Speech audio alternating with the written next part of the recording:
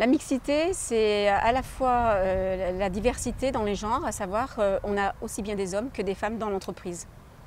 Effectivement, alors la mixité, en général, on dit que dans un groupe, entre les hommes et les femmes, donc un groupe est mixte à partir d'une répartition d'à peu près 30%. Voilà.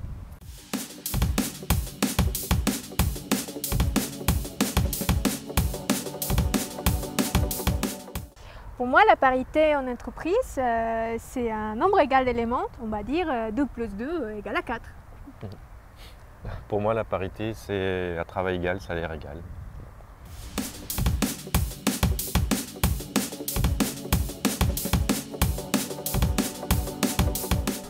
Pour moi, l'égalité professionnelle, c'est confier le même type de travail sans prendre en considération le sexe.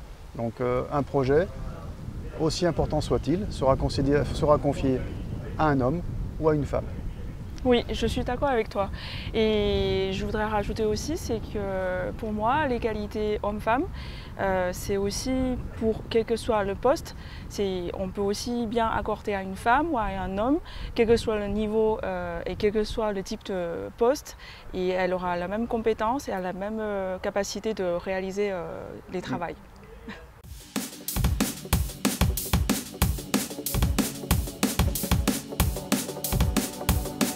C'est vrai que les avantages de la mixité en entreprise, c'est de pouvoir avoir différents points de vue, de comparer du vécu et ça donne de bons résultats.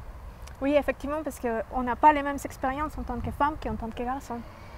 Donc parmi les avantages, je dirais que ça va nous apporter une diversité des points de vue, une diversité des expériences, une diversité des compétences.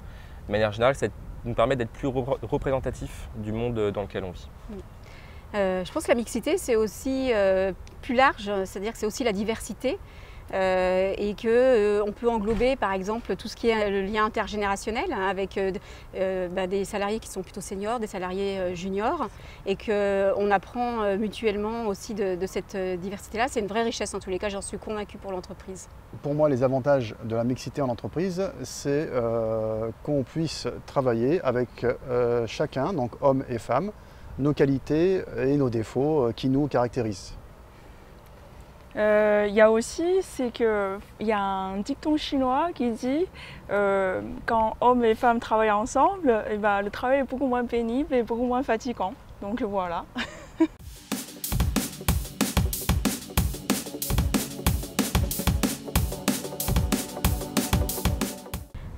Les arguments qu'on pourrait donner aux femmes pour les attirer sur nos métiers techniques, je pense que c'est aussi la possibilité d'ouvrir le champ des possibles pour elles, de découvrir des nouvelles carrières professionnelles qui s'inscrivent aussi dans l'air du temps et dans l'avenir notamment du monde de l'industrie, notamment par rapport aux postes que l'on peut offrir chez Equiom.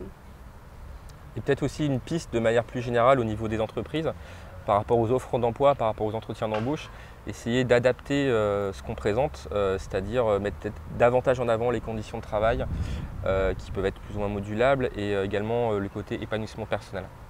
Les métiers techniques, c'est des métiers passionnants, donc on y trouve toujours son compte, il y a toujours quelque chose à apprendre et on ne s'ennuie pas. En plus, l'offre de travail est énorme. Du coup, vous aurez beaucoup de possibilités, toutes les femmes, à diversifier votre métier. De mon point de vue, une femme peut s'épanouir en tant que femme, aussi bien dans les métiers techniques que dans un métier administratif. C'est vrai, c'est vrai. Et puis il faut aussi dire que maintenant dans les milieux, dans les métiers techniques, il y a beaucoup plus de garçons que des filles. Donc normalement aussi, elle va dans les métiers techniques, et ben elle sera plus chouchoutée que dans les autres métiers.